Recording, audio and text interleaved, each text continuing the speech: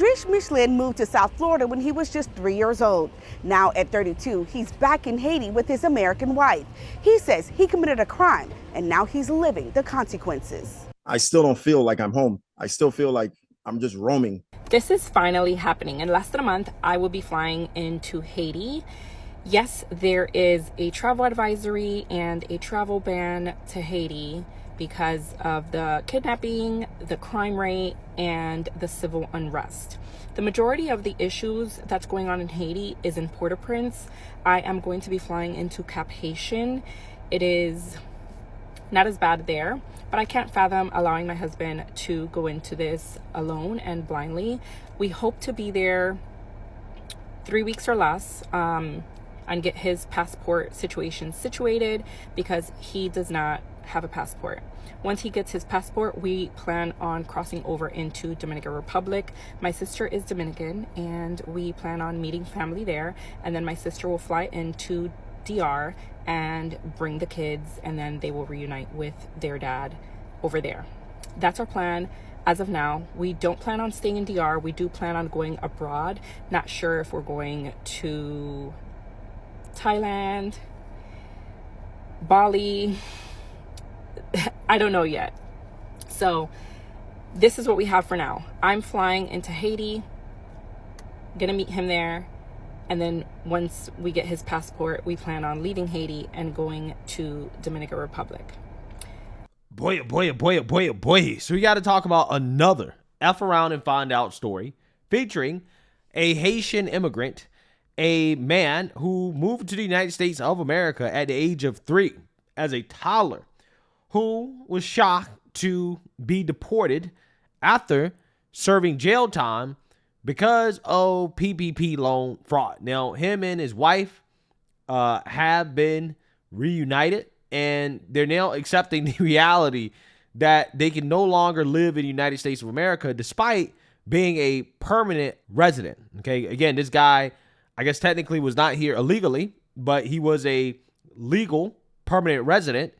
And because of the crime that he committed, he ended up getting deported. My husband is finally in Louisiana, and this is the last step before he gets deported to Haiti.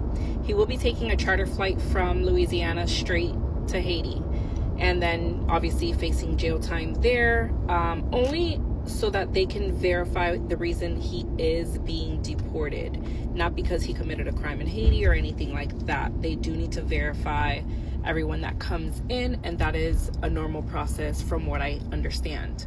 Now, where he's being held, it's only like a transit facility, supposed to be 2 to 4 days that they hold you before you get transferred. However, from my husband speaking to the other guys that are there, what they say is that they've seen people stay a week, 2 weeks, and even up to 3 weeks.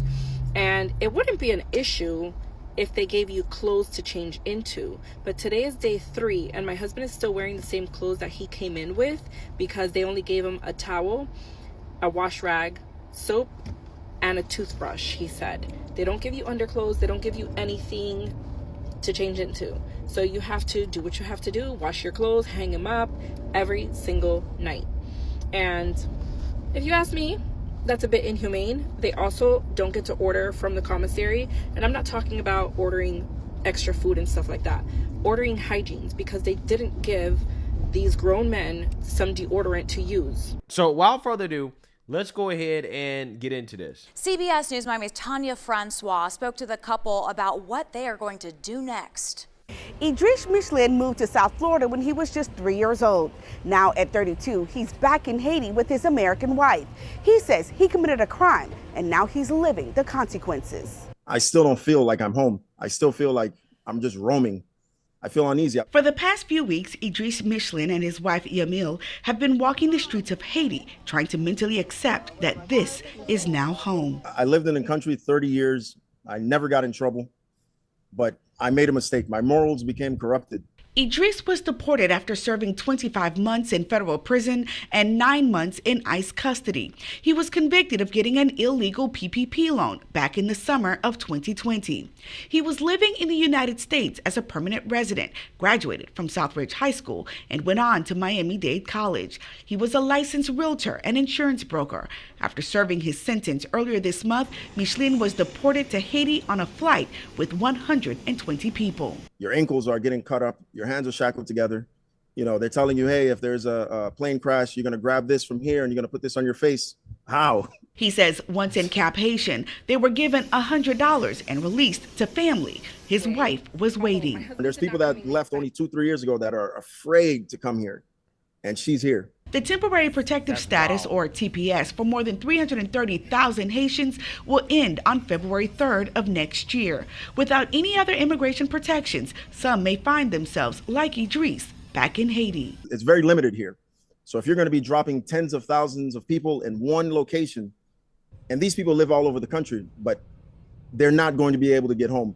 There's bandits blocking the road in certain areas. The two took a helicopter and a bus to get to Petit Guave, where Edrisse has family. He says they have resources others may not. And now that I'm here, you know, to my country where my flag is, the people are wonderful. The people work hard, but they're trying to overcome obstacles, and I'm here trying to overcome obstacles as well.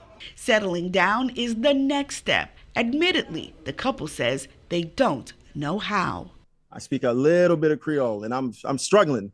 The couple have a combined 8 kids who Edrisse hasn't seen in years. They want to reunite in a third country, except there are very few countries that are allowing visas to Haitians. So the couple remain in limbo.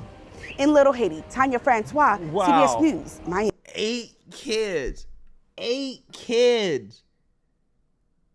And this guy basically blew the lottery. He blew the lottery because he came to the country at the age of 3. He was allowed to stay, right? Permanent resident, had a good job, broker, real estate broker, insurance broker. I mean, I guess it was a good job. I'm not entirely sure, but I'm just saying better than any opportunity that he could possibly have in Haiti, right? Let's be real. And he decided to blow all of that by getting a PPP loan, right? And we've covered stories about all of the PPP fraud that happened during the pandemic, right? All of these individuals who fraudulently got these loans. The government was just giving out loans to anybody left and right during this period of time, and it got taken advantage of. And a lot of people have went to jail. They've served jail time for that. And this is just one of many individuals who have been caught up in that fraud scheme. So this individual, because, again, he's not an actual American citizen, I guess him committing this crime made him eligible for deportation. And ICE, the Trump administration, they're not playing around, and they decided to deport this man. Now, the crazy thing about this is that he has a wife who I believe is actually American, right? His wife is American, and she is following him to Haiti and wherever they're trying to go, right? Because apparently they're not just going to stay in Haiti. They're going to try to go to the DR. I'm not sure how that's going to work, right? How they're going to get into the DR. I'm not sure exactly where they can go with this man's Haitian passport. I'm not sure who's accepting Haitians right now, right? Who's accepting them? I don't know. But the crazy part, again, is the 8 kids. 8 kids. How does that work? Right? How does that work? How does transporting and taking care of 8 kids in a foreign country like Haiti or even Dominican Republic or anywhere, like, how does that work? 8 children. This man was in the United States, a legal permanent resident. Again, hit the lottery. The lottery. Had 8 children and blew it on a PPP loan. Incredible. Absolutely incredible. Absolutely incredible. Now, I mean, who knows? If Biden was still in office or if Kamala was in office, they might have let him stay, right? He might not have been deported. But yeah, I mean, since Trump is in office, they running the numbers up, right? They deporting anybody that's eligible. If you're here in this country, okay, and you commit a crime, right, whether you're a permanent resident or you're here legally, right? If you are an immigrant and you commit a crime, you go, right? You go. You leave it. You better be on your best behavior. You better not run a red light, right? If you're not an American citizen, if you're an immigrant, if you're a foreigner in this country, you better not run a red light. You better not commit any crimes.